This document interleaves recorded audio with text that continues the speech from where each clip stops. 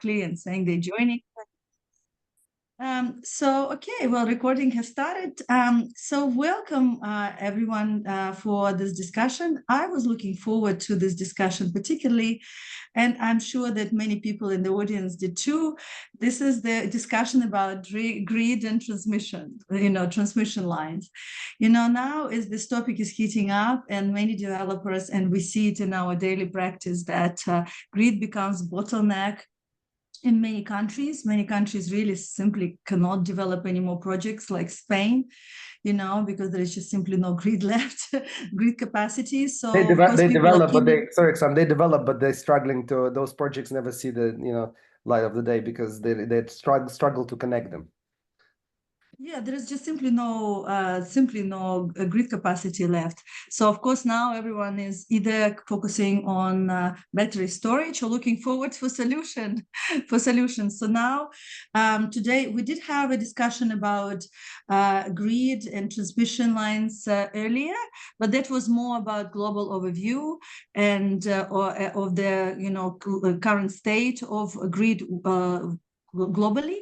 Now, of course, Troy will be discussing various solutions that are emerging and comparing cost and benefits and risks and so on. So that will be very, very interesting, enlightening discussion. In the meantime, so very quickly, while we're waiting for people to join, for those who don't know us, we, QPQ International, focused on helping green energy project developers secure debt or equity funding. This is our passion, and this is what we really kind of build our value chain to do. Having said that, we do other things like the events like this, and this is our way to give back to our community, and which kind of supports our passion to make a world greener and happier place, and see more green energy projects into commissioning, constructions, and operation, right?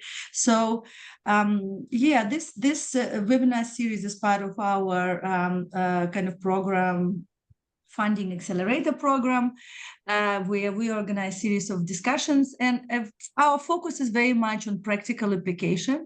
Very little, we don't, academic discussions or kind of political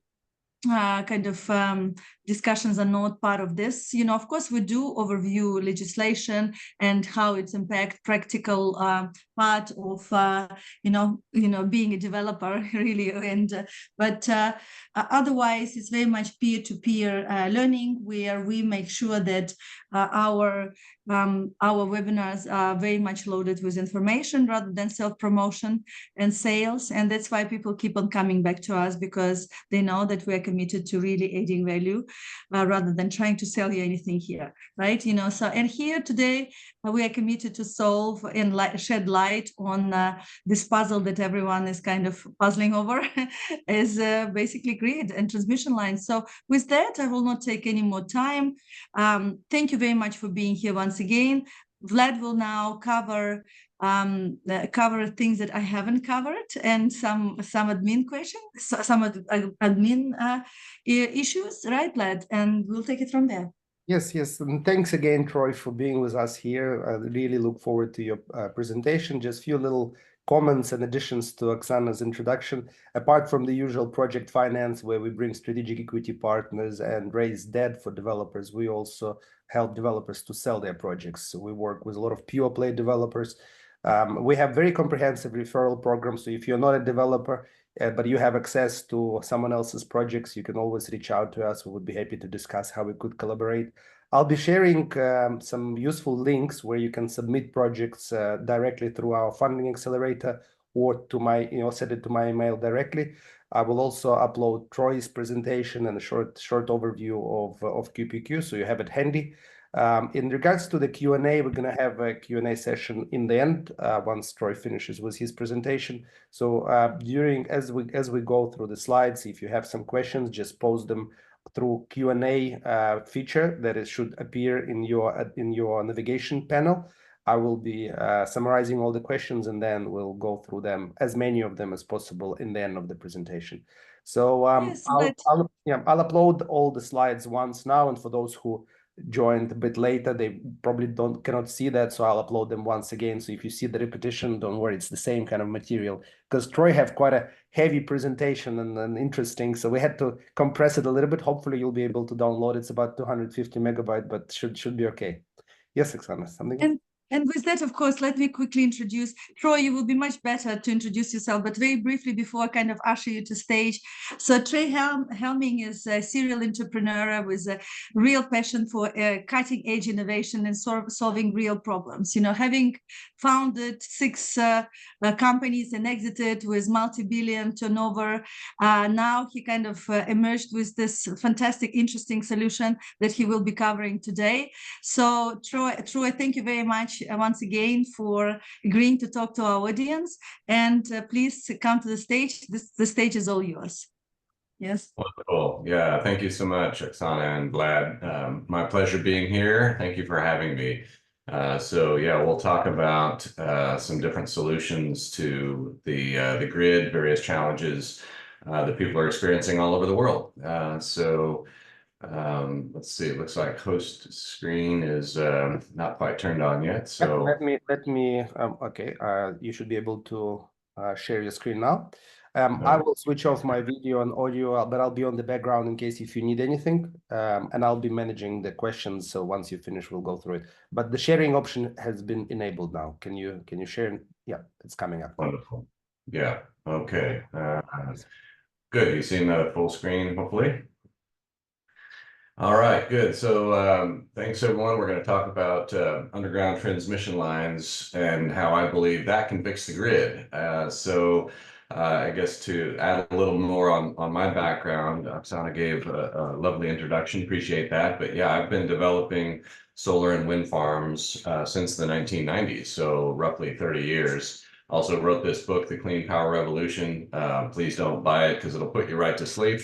But I talk about how we need 270 new transmission lines in North America and probably a similar number in Europe and, you know, hundreds all over the world to unlock cheap solar and wind.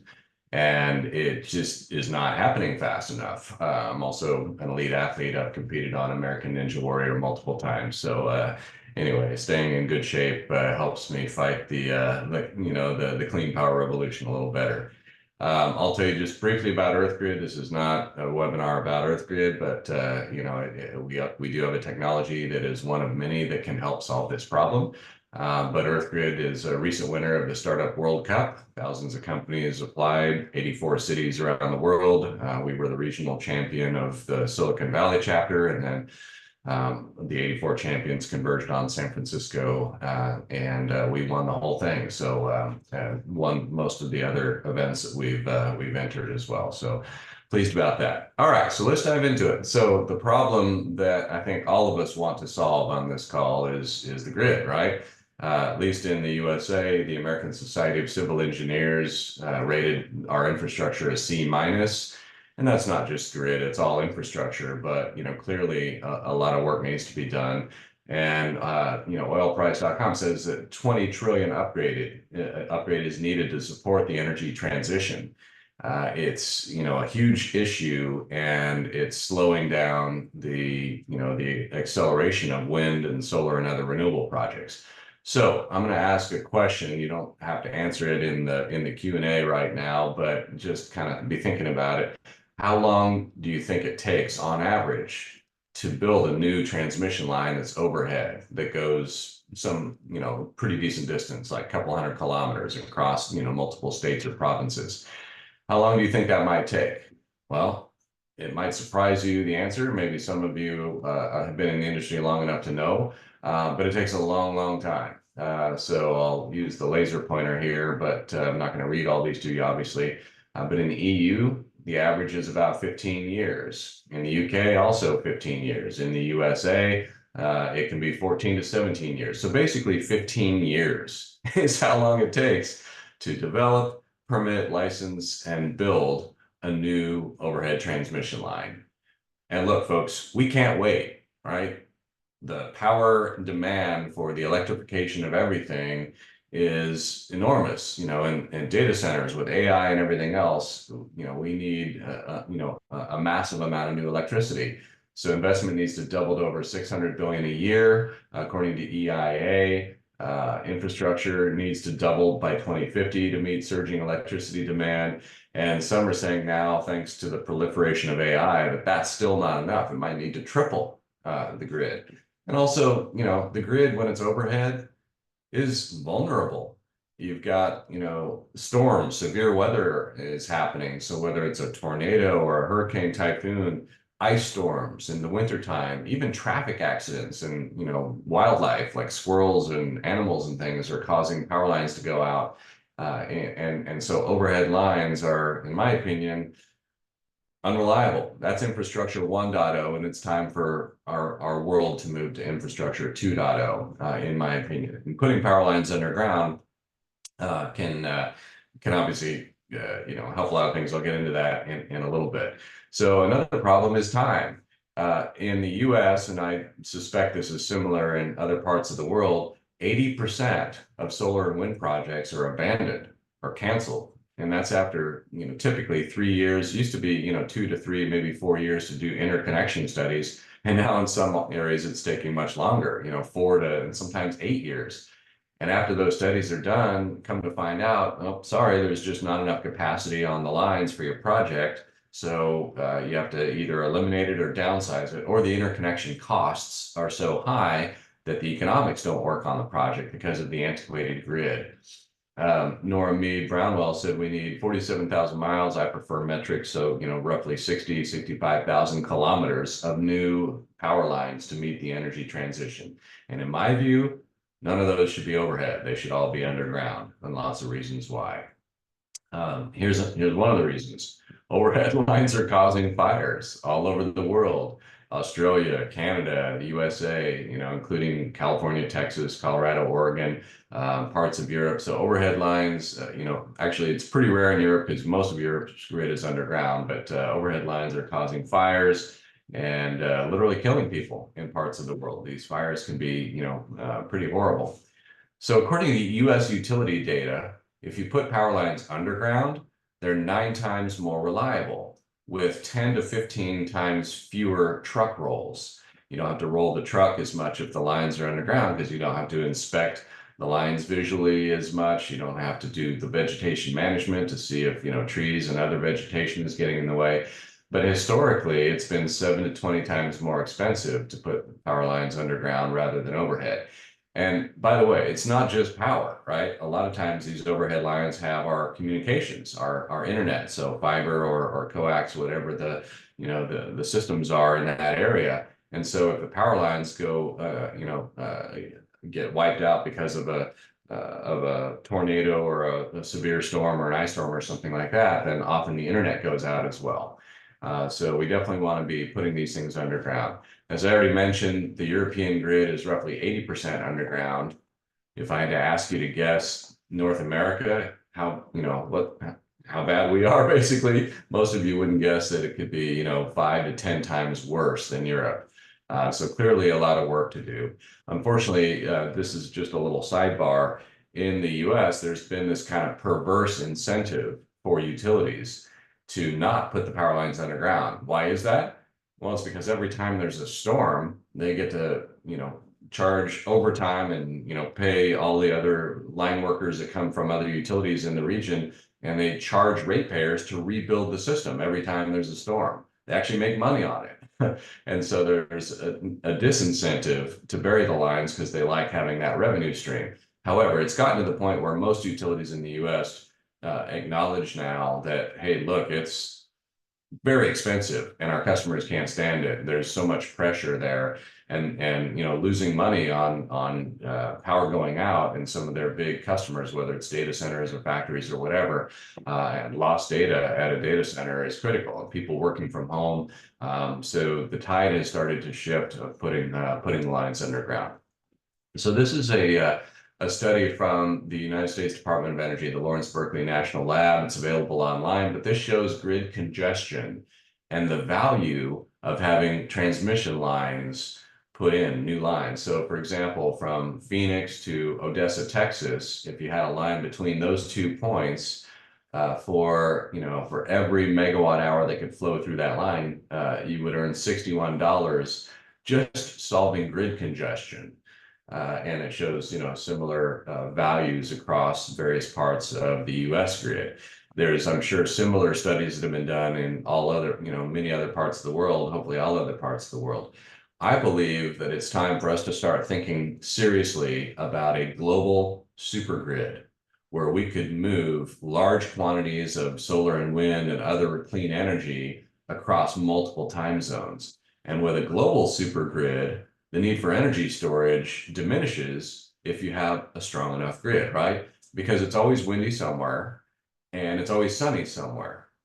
And if you have a big enough, strong enough grid, you can move that solar and wind energy across time zones, and it naturally balances itself out based on a diverse, geographically diverse grid, if it's broad enough, because it might be calm over here, but windy over there. It balances out, right? You can move that energy back and forth as needed based on weather events. And so, and if it's global, you could be sending California sunshine to Europe when people are coming home and starting to cook their dinner, whatever, right? So these are the kinds of things that get me excited, and hopefully all of you as well.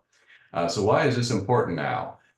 So weather and climate disaster costs are exploding. Check this out. In the cost in billions, 70s, 2010s, it's exploded, and in the 2040s, it's forecast to be up here. So clearly, climate change needs to be solved. We all know that. I'm kind of preaching to the choir here. We're all on this call in the business, but look, if we don't do something about our grid and burying it, then the costs are going to be continuing to increase.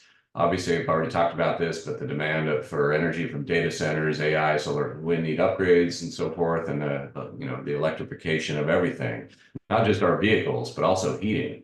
In our home, yes, we have solar on the home and we have batteries in the garage, and that's great, but we converted our home from natural gas to a heat pump. So that's now our furnace and our air conditioner. So it heats and cools the house. And then also my wife has asthma. So we took out our natural gas stove and replaced it with a fast GE induction stove. It's way faster than the gas stove ever was, and it's really precise. And now my wife doesn't have to use her inhaler every time we cook, right? So, because there's studies out there say if you cook with a natural gas or propane stove, it's like having a smoker in the room with you. So other people are doing this. The electrification of everything is going to cause huge demand. And there's massive capital coming into the space, 5 trillion privately. US government has 1 to 2 trillion. I think the EU another 1 to 2 trillion. So anyway, AI is going to drive an increase of 160% in power demand. It's kind of crazy. So, all right, let's talk about one of the solutions. EarthGrid is one of many companies, but I actually was inspired by a former Navy SEAL, and I invented a plasma tunnel boring and excavation system. So this is an example of the system. It has one torch, plasma torch on it. How this particular technology works, and there are other companies doing new things to lower the cost of putting power lines underground. I'll talk about some of the other companies in a moment, our competitors. But the way this works is we create lightning in this tube with an electric arc, basically. It's kind of like lightning. And we draw electricity from the grid with a mobile substation. If it's really remote, we could use generators, of course. But we pass air at sonic speeds over that electric arc, and it superheats the air into a plasma, like a miniature sun. And the temperatures are anywhere from 6,000 to 27,000 degrees Celsius. And at that temperature, along with the very powerful airflow, the kinetic energy from the airflow, it breaks up the rock into sand and gravel, and it does it quickly. We added a second torch to this excavator. We also have a tunneling machine. I'll show you that in a moment. But the exciting thing about it, at least for our technology, is we always thought having 2 torches kind of side by side would help each other. There'd be a synergy bonus, we call it. And we thought 1 + 1 would equal 2.2, maybe 2.5. But after months of testing, 2 torches now do the work of 3.5. That synergy bonus is powerful. And it can go through anything, including hard rock like granite, gray whack, basalt, pretty much anything. I'm going to show a little 20-second video here that shows an old prototype from about 4 years ago of our tunneling machine. We don't want to give too much away, so we're not showing too much of the new one. I'll show an image of it here in a bit, but I'll play this video. Hopefully the sound works. Vlad or Oksana, let me know if the sound doesn't work and I can. So imagine a robot with 10 lightsabers on the front, just kind of vaporizing through all the rock and soil, and then a Mandalorian jetpack on the back, blowing out all the little bits of rock, like cornflake-sized bits of rock. And it can go so fast and so much cheaper than anything else out there. It's the power grid, transmission lines, it's our water pipelines, fiber. There's so many communities that don't have access to high-speed bandwidth. So we're currently, hopefully the audio came through. We're currently building a 3-torch and a 6-torch tunnel boring robot. And so basically the plasma, again, the torches don't move, they just kind of go straight forward. And 3 torches create a tunnel of about 1 meter diameter. 6 torches will create about a 1.5 meter diameter, maybe a bit bigger. EarthGrid's business model is not to sell these machines. We have a sense of humor, so our products are Boom and Badass. Boom stands for Build, Own, Operate, and Maintain, and Badass is boring and drilling as a simple service is what that spells, or boring as a service if you prefer. So think of us like an underground real estate company. We're basically going to dig a tunnel, dig a ditch, carve a hole in the ground for a ground vault to splice lines together or whatever. And like a real estate developer, we're either going to sell that hole in the ground or the tunnel or ditch, or we'll sell it for a profit, or we'll keep it and lease out space, or charge a toll on the commodities flowing through, whether that's power, fiber, water, freight, gas, whatever it is. So we're pretty excited about that business model, and we have a number of projects that we've signed agreements on. Plasma also allows you to do some interesting things like the geometry. So instead of a circle, we can arrange the plasma torches in any shape we want. And if it's a Roman arch shape, then you have that square at the bottom with an arch at the top. There's more usable space. So we have a design for 2.5 meter, 8 meter, and even bigger tunnels for trains and freeways for vehicles and so forth. But a 2.5 meter diameter tunnel is big enough for us to walk around inside, right? And so the racks, you can have multiple utilities in here. So we've got power, we've got e-commerce tubes. So for example, we've signed agreements with a company called Tubular Networks in Austin, Texas, that moves SpaceX rocket parts around it with electric powered robots in tubes. So, 0.5 meter to 1 meter diameter. So that's kind of exciting to take trucks off the road. But DC power, HVDC lines are great underground. It could be AC lines of various voltage, water, fiber, you name it. We also, this little video shows granite turning into little bits of rock, kind of like cornflake sized bits of rock. This video won first prize at the North American Tunneling Conference a few months ago. So the technology enables us to be up to 10 times lower cost, up to 100 times faster on boring. And remember that 15 years I talked about on permitting? We think we can be up to 10 times faster. So instead of 10 to 20 years or 15 years to get a new overhead line, if you go underground, might be able to get it done in 15 months, 1 to 3 years.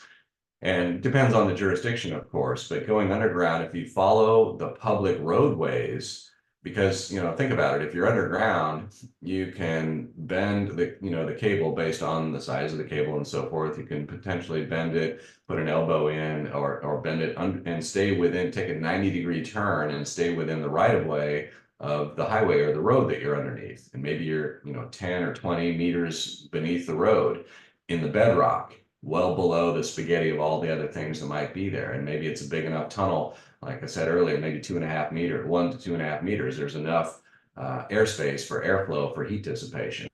But we've demonstrated speeds of up to 1 kilometer per day. The world record for a tunnel boring machine was set in Turkey a couple of years ago. It was 47 meters in a day, and our slowest is about 100 meters in the hardest rock. And in some granite, we've shown we can go up to 1,000 meters a day. The cost can be significantly lower, from 5 to 9 million per kilometer for a 2.5 meter diameter down to $500,000. But again, I want to accelerate the clean power revolution. That's what I've been doing my whole career for the most part, right? And so being able to get this permitted in 1 to 3 years can truly help us accelerate. Now, EarthGrid isn't the only company out there that can put power lines underground, obviously, right? You can trench, anyone can trench. You know, trenching has been done. That means, you know, digging a ditch.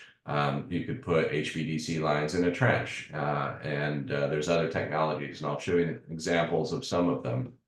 There's at least one company using lasers, Foro Energy. Here's a picture of one of their prototypes. They're more focused on vertical, you know, rather than horizontal tunnels, but might be able to utilize it. There's water jets. This is a Chinese company. There's a Japanese company, at least one, that's also doing that, and American companies as well.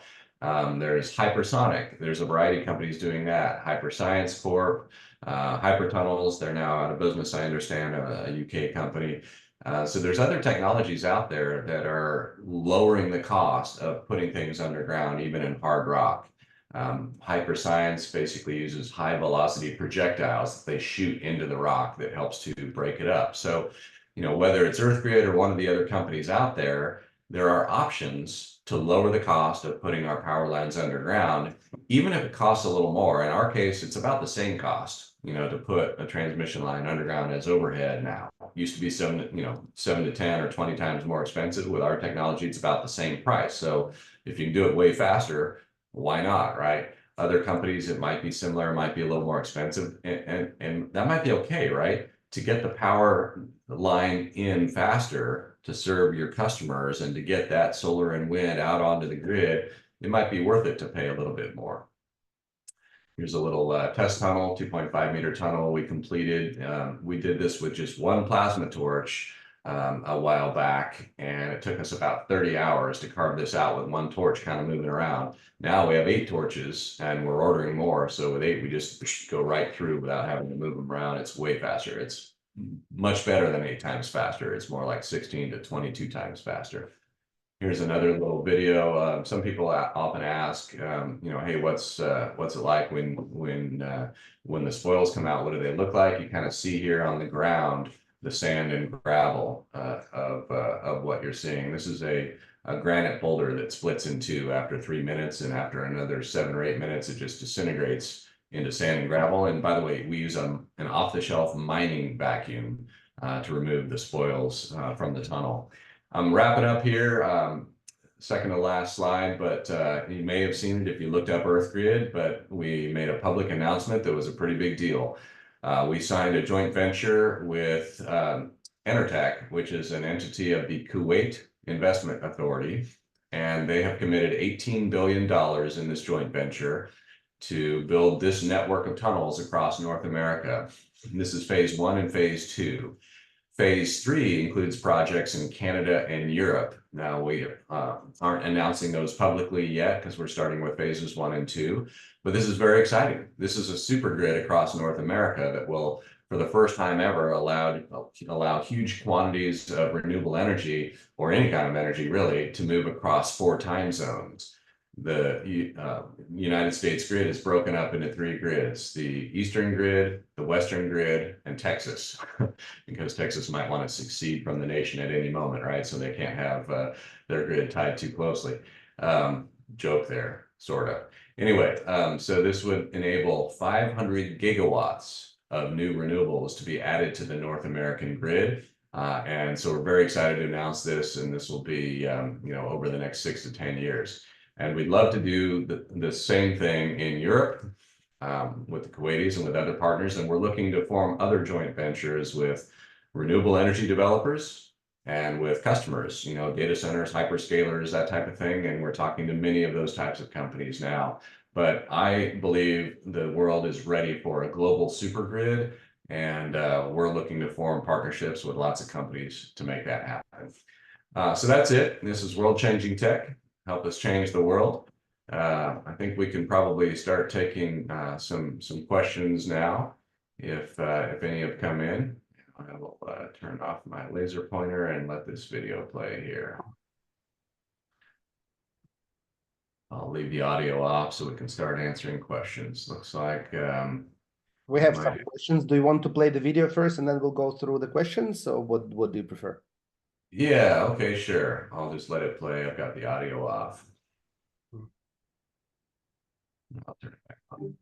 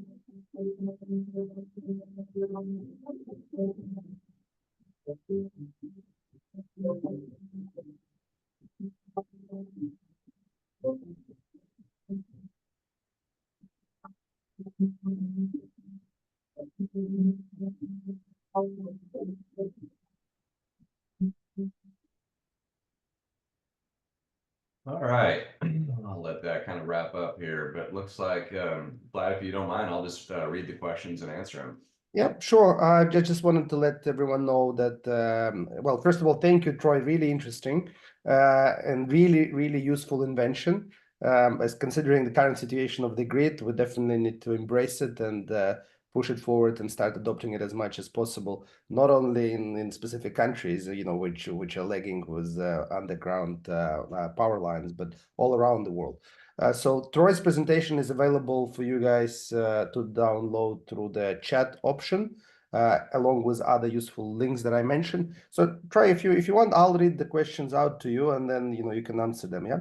So the first one, just from me, just could you please clarify a little bit more about this idea of global power grid? So how do you mean like drilling under under the sea, or how do you connect the grid of America with European, for example?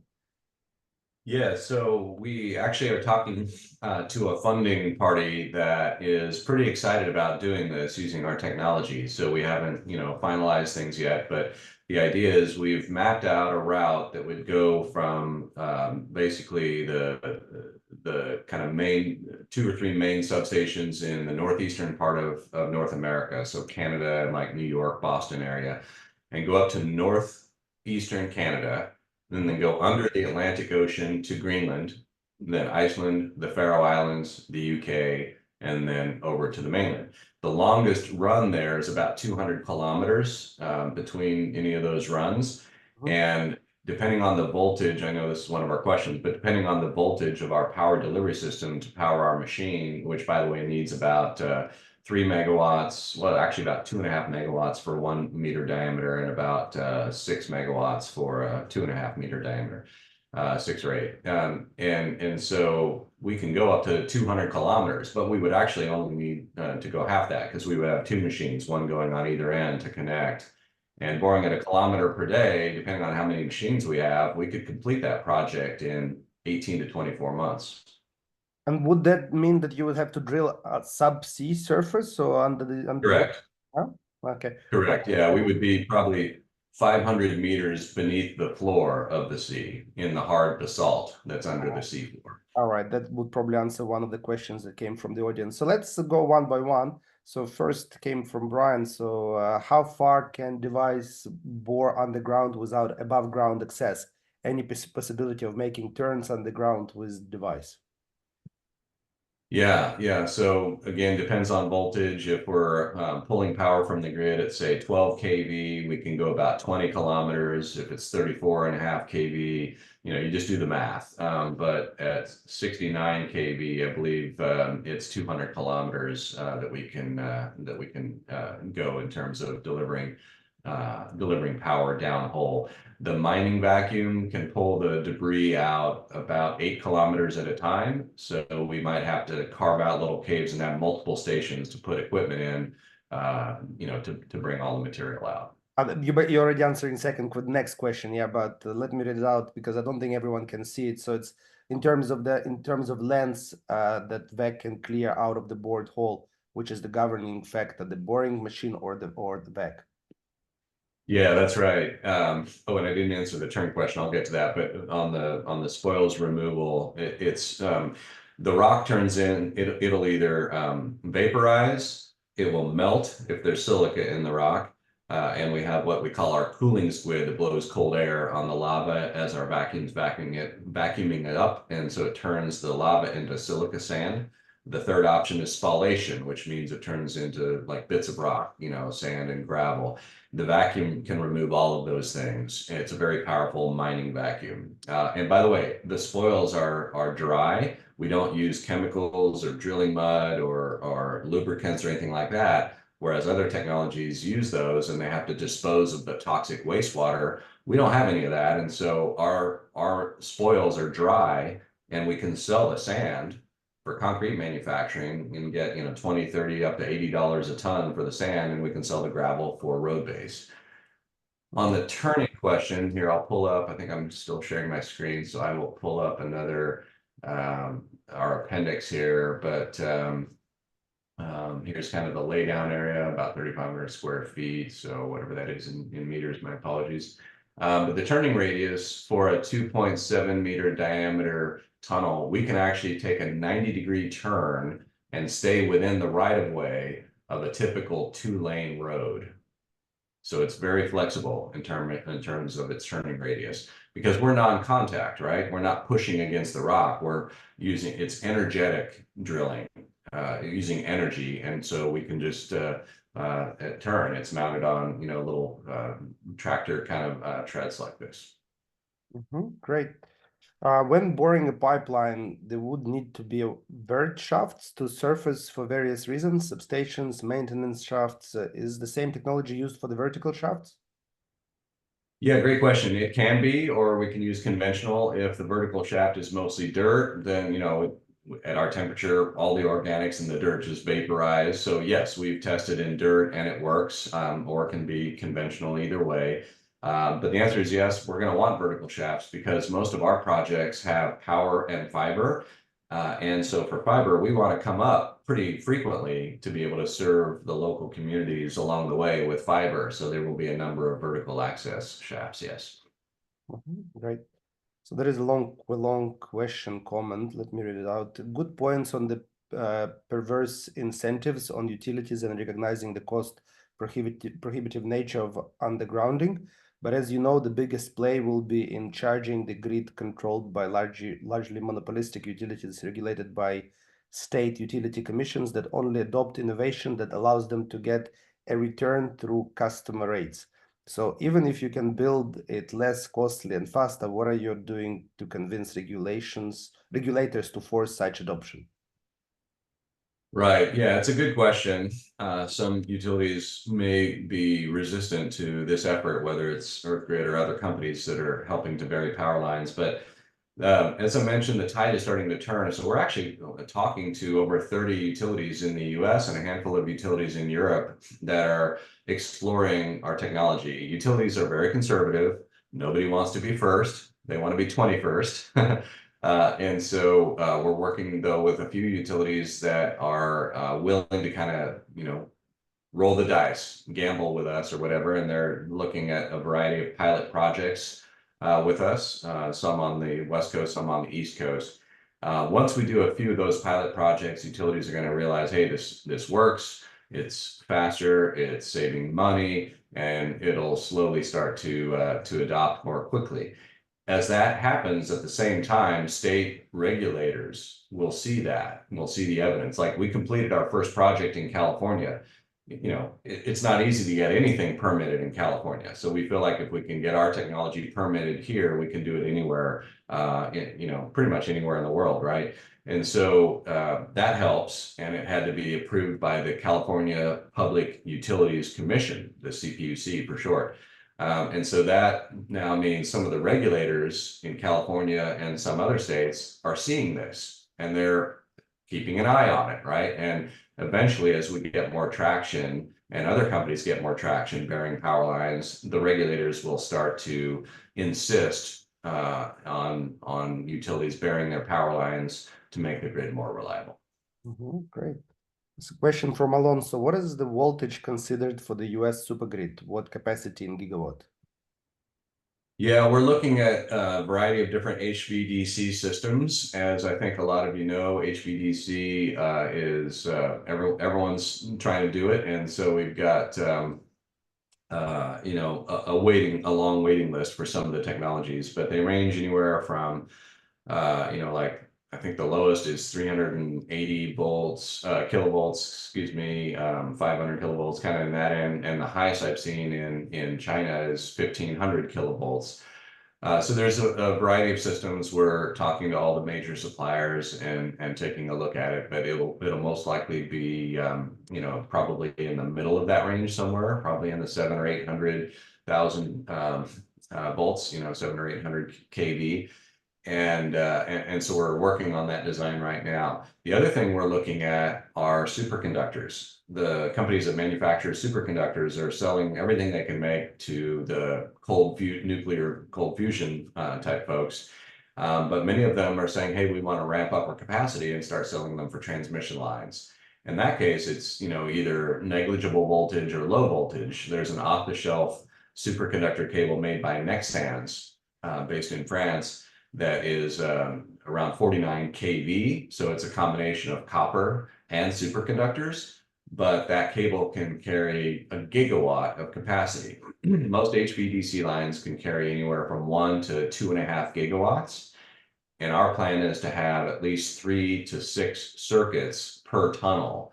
And we want to be at the higher end of the range. So you're talking about, you know, 6 to 10 gigawatts per tunnel of total capacity. Great. And what is the cost per kilometer with your tech to do transmission line underground?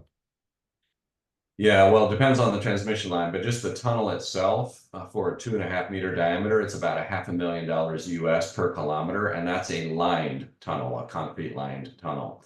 And then you put the transmission line inside, and that can vary widely depending on whether it's AC or DC and the voltage level and that type of thing. Are the pipelines easily bored on grade to allow for drainage to keep the line dry? Yeah, exactly. I mean, with tunneling costs being fast and cheap, you can kind of do a lot of different things. So yeah, we plan to put dewatering systems in our tunnels, as well as have the most modern membranes and lining systems in the tunnels to keep the water out. Great. Okay, so question from Alejandro. It is a 2C that you're confident in the direction where EarthGrid is aiming. Is there anything that concerns you that can stop EarthGrid from becoming one of the top 5 biggest companies in the world? Oh my. That's high praise. Thank you, Alejandro. So yeah, supply chain is one of the concerns. We have signed exclusivity agreements with some of our key suppliers. But you know, ramping that up, getting transformers quickly enough, inverters quickly enough, those kinds of things are some of my concerns. But everyone's dealing with that, right? So you know, so that supply chain. Fortunately, our technology doesn't use any rare earth materials.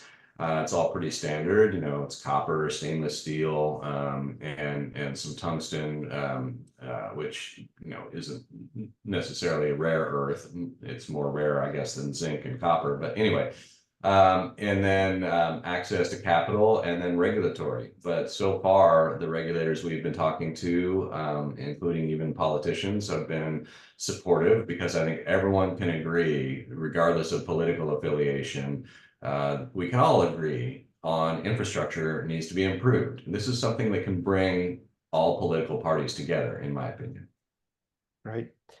So question from Brian, how difficult is subterranean surveying before boring to determine minimum needed depth to maintain structural integrity of tunnel? Yeah, it's a good question. And I'm not a tunneling engineer. We're working with AECOM and Black & Veatch and other engineering firms that will hire for specific projects as needed. But there are some pretty cool companies out there now that have sensor packages that can, it takes like a week or two because they use gravitational waves, but they can see the subterranean, you know, makeup quite accurately. So anything that's like a karst or a cave, water, other liquids that might be in there. Of course, anything that's steel or plastic, existing infrastructure. And so we plan to do that survey beforehand as well as in situ. As we're going, we're going to have a suite. We already have a suite of sensors on our system, and we're continuing to add more to do that. And then based on that survey, as well as talking to a reputable engineering firm for each project, they will tell us what type of structural lining is needed for the tunnel. We will outsource that part of the engineering. Perfect. I think the next question is about your first project in California. So what kind of job was the first job in California? What diameter, run lengths, and for what kind of utilities? Sewer, water, fiber, electrical? For gravity feed utilities, sewer, for example, accuracy and slope are critical. What is your guidance system like? Yeah, I'll start with the guidance system. So we're using a highly accurate guidance system, and it includes a few different sensor packages. My CTO can go into a lot more detail, but it includes a very accurate gyroscope that's accurate over the length of a kilometer. It can be off by something like a centimeter or two. It's incredibly accurate. And then for the vertical, it's good, but not as good. So there's a different sensor. I think it uses water level or something else. So the first project we completed was 2 years ago, and it was is at an industrial park about 10 minutes from where I'm sitting now in Richmond, California. It has industrial power, fiber, water, and sewer lines. And you're right, for that slope, the calculations had to be done. We brought in an engineer. And it was a short project, only about 350 meters. But it's a large industrial park, and it enables service those utilities for another 8 or 10 tenants that were over there, including Caterpillar and others for bathrooms and things like that. Then we completed a 2-kilometer long project at a wind farm site in the California mountains near Altamont Pass, and that had power and fiber conduits. Perfect. And what are the risks associated with using your technology in boring as compared to conventional methods? Yeah, so not many. In fact, it's much fewer risks. But the one risk that some people worry about is, gosh, what if there's a tree root that's down below, and you cause that tree root to catch on fire, and it somehow goes up and causes a fire up above. And so for California, we were required to have 2 things. We had to spray any of the vegetation near our entrance with a biodegradable fire suppressant fluid called Komodo, like the dragon. So we had to do that, and we had to have a water truck on site in case any fires happen, and none did. But that's really the only risk that we've kind of come up with, for the Earth. Human risk, obviously, you don't want a human down in there when it's 6,000 degrees Celsius. These are robots, right? But it does create a little bit of NOx, nitrogen oxides, as well as some silica dust. You don't want to breathe silica dust, but our vacuum, removes all of that silica dust. And if we're in an urban area, we can remove the NOx by switching from air as our gas to nitrogen, which removes the oxygen. So those would be the only other 2. Perfect. Okay. Well, I assume that for the entry point, you could just use, conventional excavation just to clear the vegetation. But underneath, exactly. I don't think the roots it's not possible for roots to catch on fire. There is not enough oxygen for the fire to go up. Exactly right. And so how do you do the conch liners? Same machine or separate? So I think it's concrete liners, right? That's right. Yeah, we have a separate machine that comes right behind the plasma tunnel boring machine. We call it our paving tractor, and it sprays a concrete shotcrete mixture as it goes. And with 3 arms on that machine, it can keep up with our speed of up to 1 kilometer per day. Right. All right. Is there minimum diameter for line pipeline? Does the line pipeline affect the allowable length of pipeline boring without vertical access? So if the well, first of all, the minimum diameter we can do is about 1 meter, maybe a little less, because the plasma torches are just so powerful, they just destroy the rock pretty quickly. So the smallest we can do is about 1 meter, but our cost for a 1 meter tunnel is similar to the cost of like a 10 centimeter or 20 centimeter, 4 to 8 inches, kind of a bore. So we're cheaper and we're faster. And so, why not have a bigger tunnel? You can future-proof it to have potentially room to put more things in it. And then the lining can be, as I said, a shotcrete, and the sprayer can work in even a 1 meter diameter. And the length, I think we talked about that before we have a vertical shaft, but for a 3-torch tunnel, again, we could go up to 20 kilometers if you need us to, without coming up for air. Mm-hmm. And well, can this process cause some sort of earthquakes or landslides? Great question.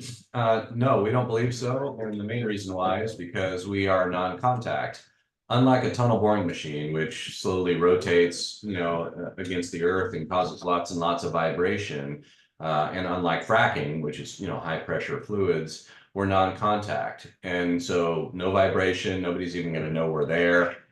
So we believe that the answer is no. Right. And how long does it take to get a tunnel permitted in the USA or Europe? You mentioned that you talked to the authorities from both continents, yeah? Yeah, exactly. So we've made much more progress in the US. We've actually talked to 24 different jurisdictions in the US, in Texas, California, Nevada, and Utah. And it depends on the jurisdiction. Some of them, it takes minutes because it's over the counter. You just show up with your preliminary engineering drawings for the tunnel, and it's on a county road, and you get permission over the counter, and it's literally minutes. Other jurisdictions like California, the Department of Transportation, also known as Caltrans, can take 12 to 24 months. That's probably one of the longest, and then everything else is in between. It depends on the city, the state. I should point out that at least in the US, EarthGrid has been approved as a telecommunications utility in 46 states. I don't think I mentioned that. So as a telco utility, that means we get basically near guaranteed access to the public rights of way, just like any other utility does. So it's a much faster process. Perfect. Okay. And one more question. So you mentioned some sizes of the trenches that you are currently able to drill. And are you planning to increase it? So next year you will be able, as you bring more machines, will you be able to dig larger trenches, tunnels? That's right. Yeah. So right now we can do trenching immediately. So whether that's carving out a cave, like we have customers that want wine caves, to do wine tasting. So it's excavation, not tunneling. And then of course, ground balls and trenching. So it's a 2-torch system. We can deploy that anywhere in the world right now. Although it has 6 or 7 projects lined up over the next couple of months.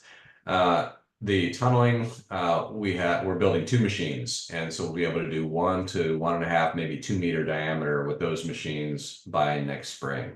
And then we're about to order a bunch more equipment to have, we want to have about 40 to 45 machines within 2 years. Perfect.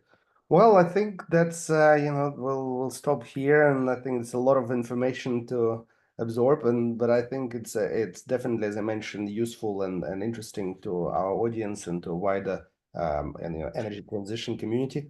I wish you good luck, and if you need anything from our side, we would be happy to support you as much as possible. So once again, so guys, in the chat section, you can download Troy's presentation along with a few other useful links where you can submit your projects for review by our team. Thank you, Troy, and thank you everyone for attending today's webinar. Thanks everyone for joining. Appreciate your time. Cheers.